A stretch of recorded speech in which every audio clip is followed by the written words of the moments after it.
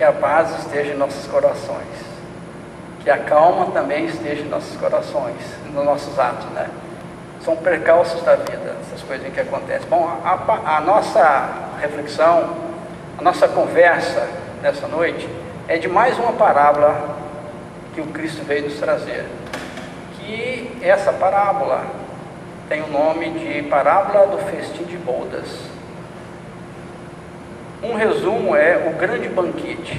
E também ela é conhecida como parábola da veste nupcial, né? Vocês vão então encontrar aí disponível com esses dois nomes: parábola do festim de bodas e parábola da veste nupcial.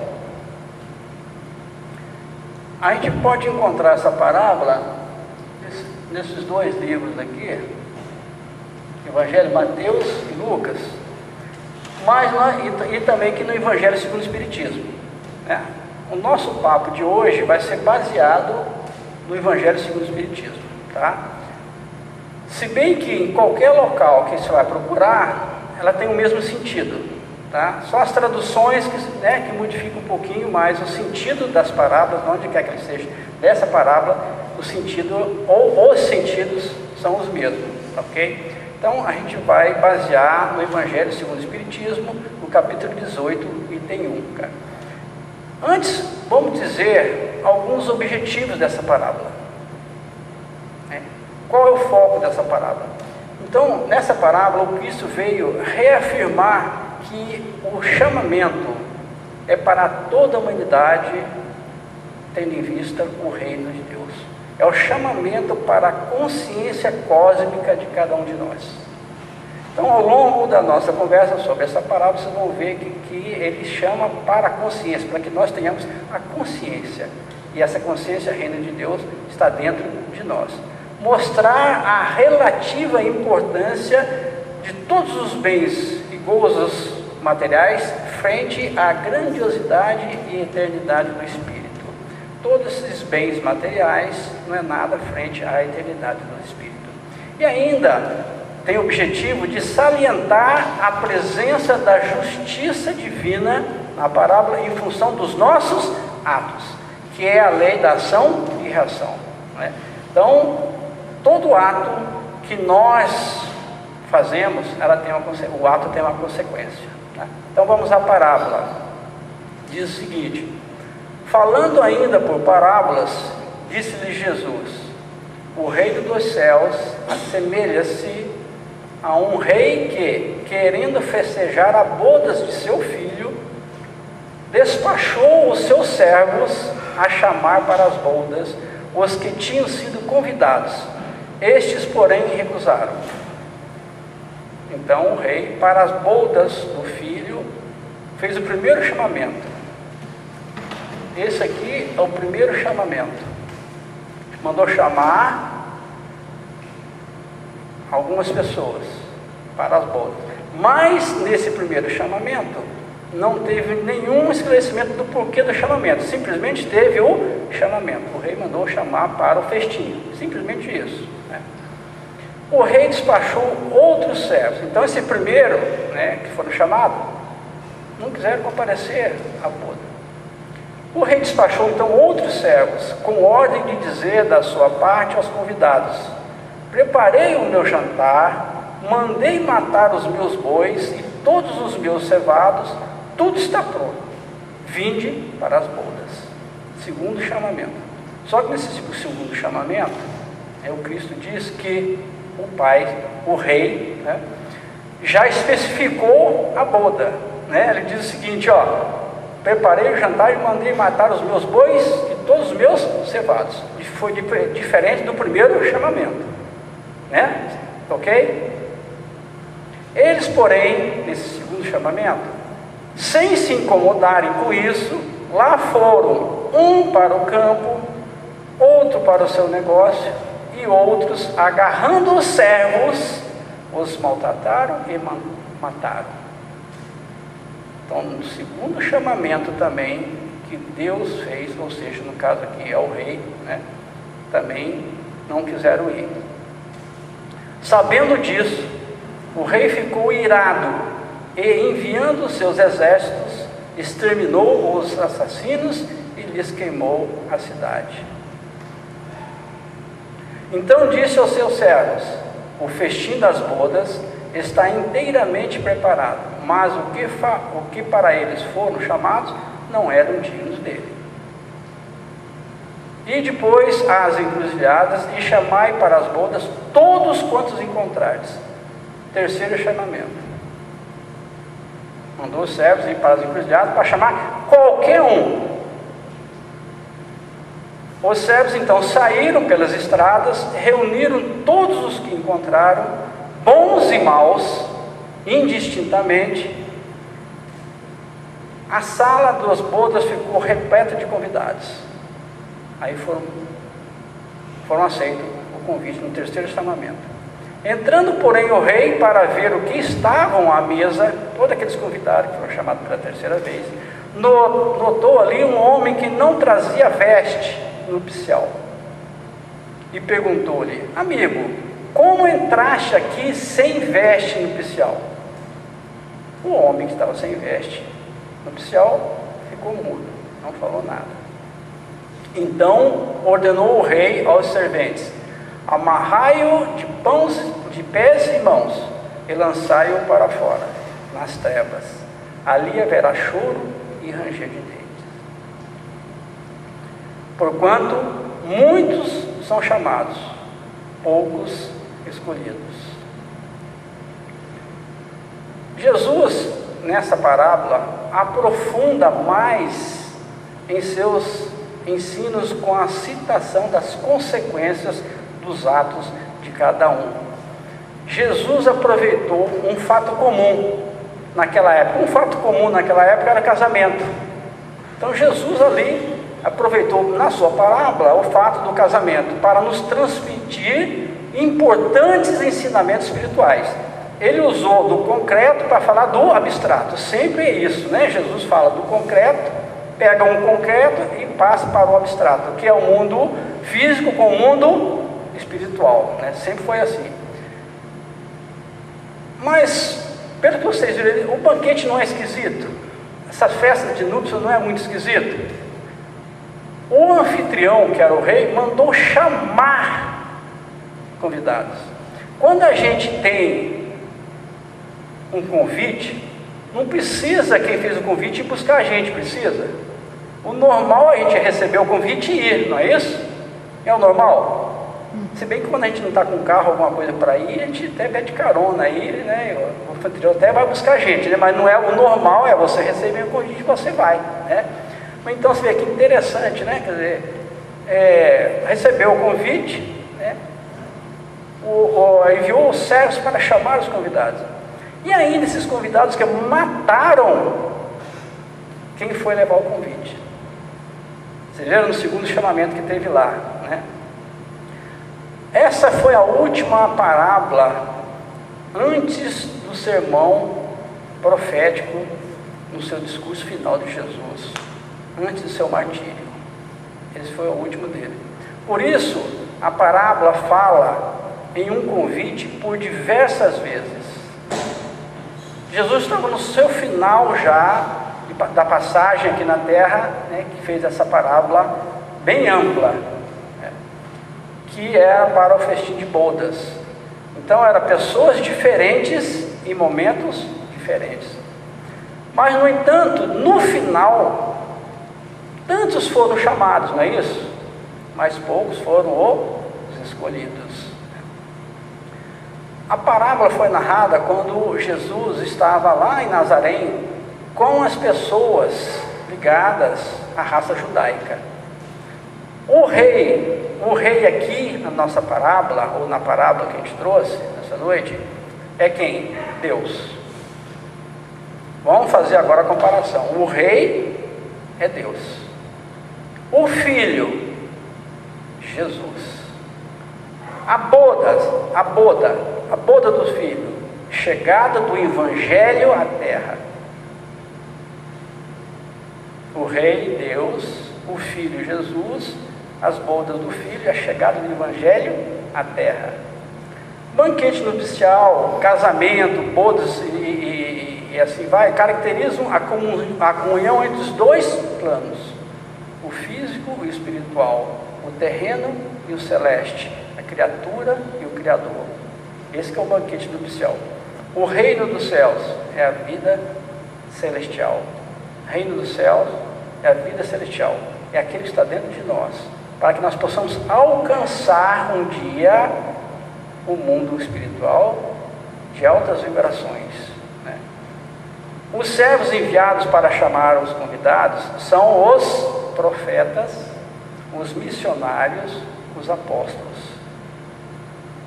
E na história que nós temos, quantos apóstolos missionários foram mortos? E a veste nupcial? Você tinha que ter, para ir para a festa naquela época, tinha que ter veste nupcial. O que é uma veste nupcial? Que o mestre quer dizer nessa parábola: pureza de coração, boas obras. A parte importante das bodas, isto é, do casamento, é o banquete nupcial, com muitas iguarias, né? E o banquete, as iguarias, significa o que para a gente? Vindo para a doutrina espírita, são os ensinos espirituais. Os alimentos materiais fortalecem o corpo, o ensino espiritual fortalece o espírito, né? Os primeiros convidados são os israelitas. Lá no Evangelho segundo o Espiritismo, no capítulo 18, item 2, vamos encontrar isso aqui, ó. O incrédulo sorri a essa parábola. Preste bem atenção. O incrédulo sorri a essa parábola, que lhe parece de pueril ingenuidade, por não compreender que se possa opor tanta dificuldade para assistir a um festim. Olha só a chamada, né? O incrédulo sorri essa parábola. Quem não acredita, sorria. Isso é uma coisa pueril, né? Muitas pessoas, mesmo dentro do espiritismo, eu não falo nem em outras religiões, eu falo dentro do espiritismo, muitas pessoas ainda não sabem quem foi Jesus. Pensam que sabem. Nós na Terra ainda somos crianças cósmicas. Quem pensa que sabe, nada mais é do que uma criança cósmica. Muitos ainda têm necessidade, presta atenção, muitos ainda têm necessidade de manipular a verdade, para o tamanho da verdade que eles compreendem. Como eu não compreendo, eu manipulo aquela verdade para onde eu compreendo. Vocês entenderam? Então há uma manipulação muito grande, porque as pessoas não entendem Jesus ainda, né? Os primeiros convidados foram os israelitas, mas pois eles foram enviados pelos emissários do Pai, os profetas, né? Porém eles mataram os profetas. Por isso vem o lamento de Jesus, conforme está lá em Mateus 23, 37 a 38, está assim, aí Mateus: Jerusalém, Jerusalém, que matas os profetas e apedrejas os que te foram enviados. Quantas vezes eu quis reunir teus filhos, como a galinha ajunta os seus pintinhos debaixo das asas, mas vós não quisestes. Eis que a vossa casa vos ficará deserta. Os judeus foram os primeiros a adotar o monoteísmo. Os judeus foram os primeiros a adotar o monoteísmo, um só Deus, né? E a condenar o uso de imagem, de ídolos, figuras, pinturas. Eles foram os primeiros, né? Os demais povos daquela região, daquela época, né, ainda estavam na fase inferior da idolatria. Idolatravam vários deuses, né? Ou seja, eram politeístas. Por essa razão, Deus enviou ao povo judeu o conhecimento de suas leis. Por isso que foi lá para os judeus, porque os demais ainda não estavam preparados para isso. Tudo tem uma razão de ser, né? Pelos profetas e finalmente por Jesus. Então os ensinamentos foram ao longo do tempo, né, passando, né, de um emissário para outro emissário. Mas nem ao Filho de Deus o povo de Israel acreditou. A parábola mostra que os convidados não se importaram. Uns foram para o campo, outros para os seus negócios. Estes que recusam representam todos que, como hoje, vivem entregues aos cuidados do mundo, à fascinação das riquezas e aos deleites da vida material. Não é que seja condenado a tudo isso, gente. Não é condenado você ganhar seu dinheiro, você ter uma casa de praia, você ter carros novos, trocar o carro todo ano, né? Você viajar para a Europa, não é isso.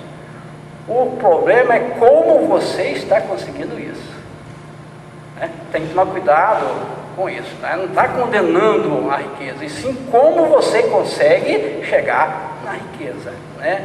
Diz ainda a parábola que o rei irou-se e mandou suas tropas exterminar aqueles assassinos e incendiar sua cidade. É clara alusão à lei da ação e reação, ou seja, causa e efeito. Lá em Mateus 26:52 diz o seguinte: todos que lançam mão da espada, a espada morrerão.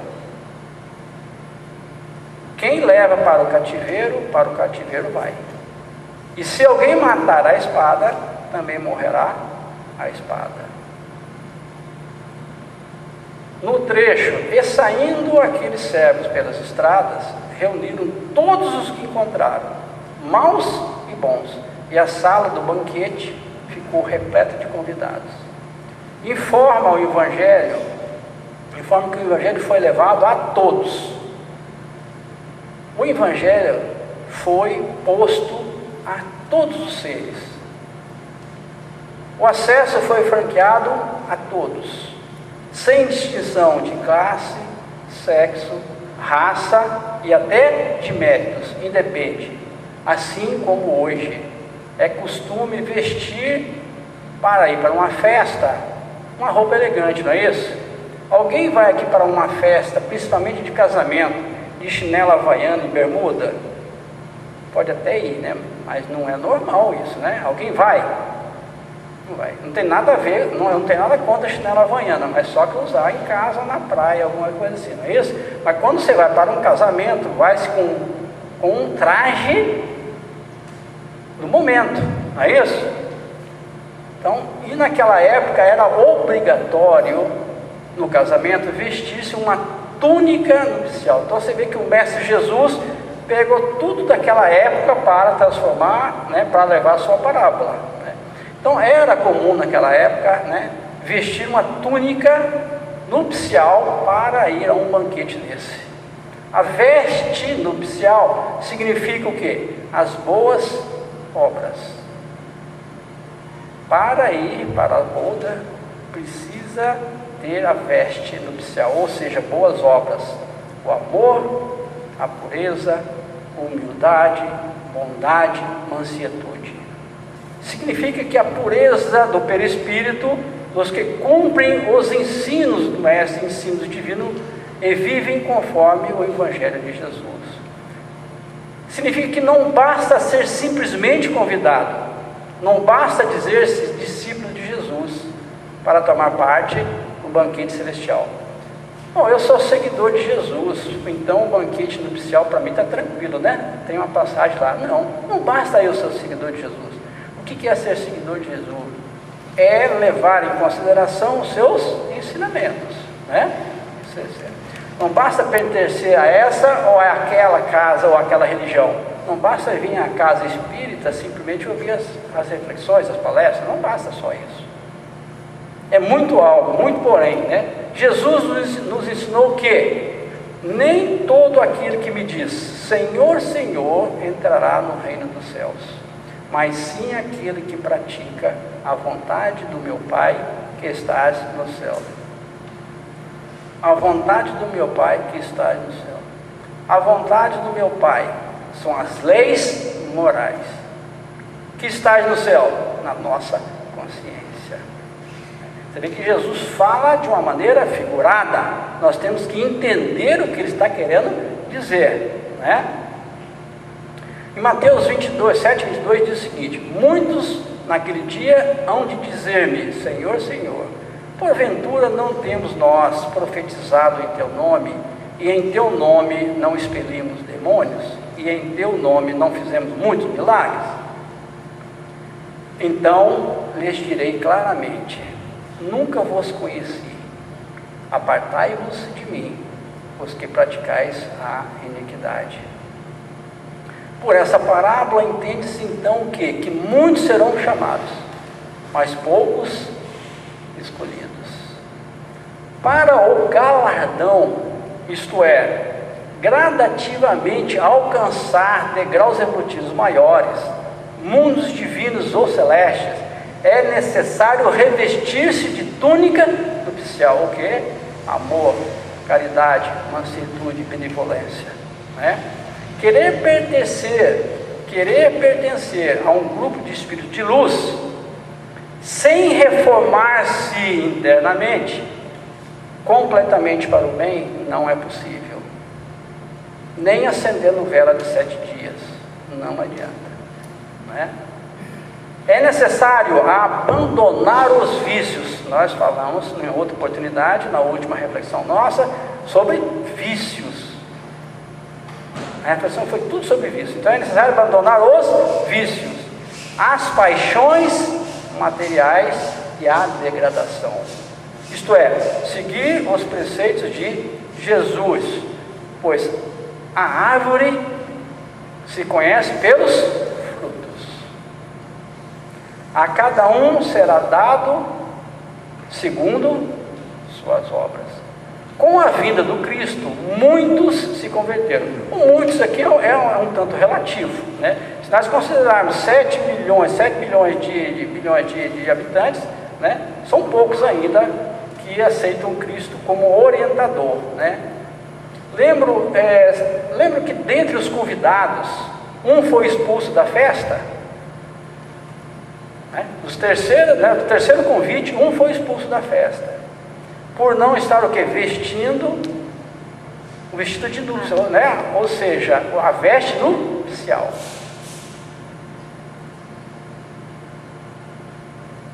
Diz lá: entrando porém o rei para ver os que estavam à mesa, notou ali um homem que não trazia veste nupcial, e perguntou-lhe: amigo, como entraste aqui sem a veste nupcial?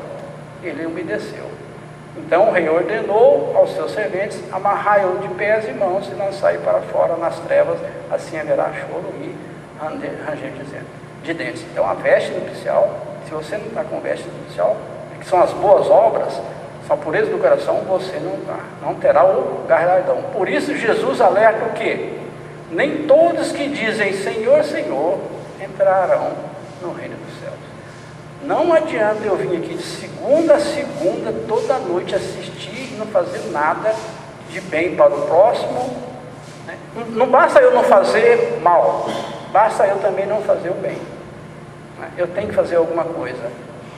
As trevas onde há choros e ranger de dentes.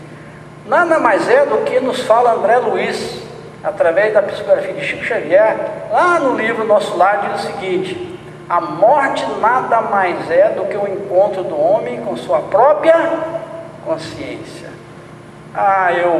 Se eu morrer, eu vou viver tranquilo lá do outro lado. Muito pelo contrário, né? Aí que vai me despertar a consciência, não é mesmo? Qual será a minha veste? Qual será a sua veste? Qual é a veste nupcial de cada um de vocês? Os espíritas têm recebido convites detalhados. Espíritas têm recebido convites detalhados. Nem os judeus que tiveram tanto acesso ao conhecimento cristão, eles não receberam tanto quanto nós estamos recebendo hoje. Naquela época eles não tinham tanto conhecimento e ensinamento como a gente tem hoje. Hoje estão recebendo mastigado, tudo mastigado. Naquela época eles não entendiam as parábolas do mestre. Hoje em dia nós estamos entendendo as parábolas do mestre, né? Lá na obra Paulo e Estevão, né? O mestre Gamaliel diz o seguinte: Jesus inaugurou no mundo a fórmula da verdadeira benemerência social, saindo de trás das cátedras e dos púlpitos confortáveis e indo ao campo de ação. No livro Paulo e Estevão, já disse sobre isso, né? Jesus começou lá, a bondade, mansuetude, a caridade, né? Como vamos fazer para usarmos as vestes nupciais? Jesus responde: como nós vamos fazer? O que eu preciso fazer? Como vai ser minha veste nupcial? Jesus responde: pois eu estava com fome e me deste de comer, eu estava com sede e me deste de beber, eu era estrangeiro e me recebestes em casa, eu estava nu e me vestistes, eu estava doente e cuidastes de mim, eu estava na prisão e fostes me visitar. Veste nupcial. Todo aquele que não tiver a veste nupcial, são as boas obras, será amarrado de pés e mãos e lançado fora das trevas. Aí haverá choros e ranger de dentes. Isto é, passará coercitivamente, ou seja, obrigatoriamente, por reencarnações expiatórias. Vocês estão entendendo? É importante isso. Os terceiros convidados, né? Então, não tem por onde escapar.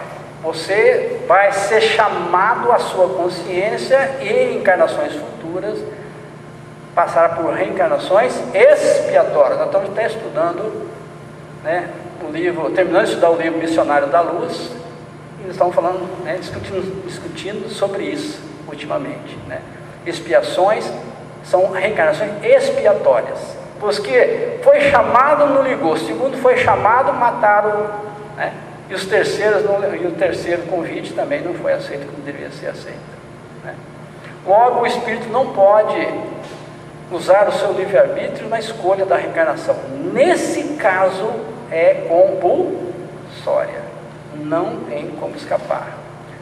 Lá na questão 262 do Livro dos Espíritos, vamos encontrar assim: Kardec pergunta: quando o espírito goza do livre-arbítrio, a escolha da existência corporal dependerá sempre exclusivamente da sua vontade, ou essa existência lhe pode ser imposta como expiação pela vontade de Deus? Pela vontade de Deus, entenda-se pela consciência do ser humano e pelas leis morais, né?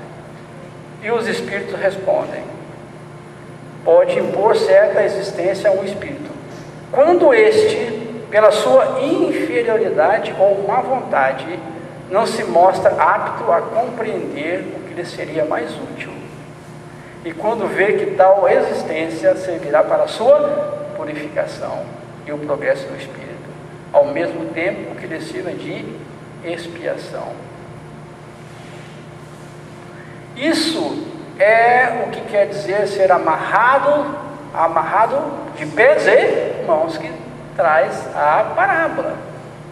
Ser amarrado de pés e mãos, ou seja, reencarnações expiatórias, né? É uma expressão simbólica para significar que foi privado da liberdade de agir, privado da liberdade de escolha.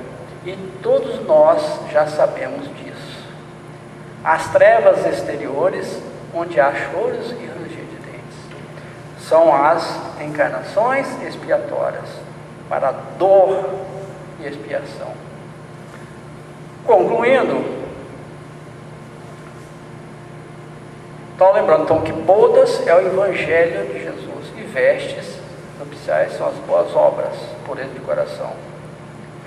Poucos se reformam, poucos serão escolhidos, mesmo o Evangelho sendo levado a todos. Como a gente falou durante a parábola, não basta simplesmente frequentar uma casa, uma igreja, né? Não basta, são as boas ações, né? São as vestes nupciais. Não basta ser seguidor de determinada fé para se adquirir essas excelsas qualidades espirituais. É imprescindível o trabalho de vanguarda, o esforço incessante, o cultivo das virtudes cristãs.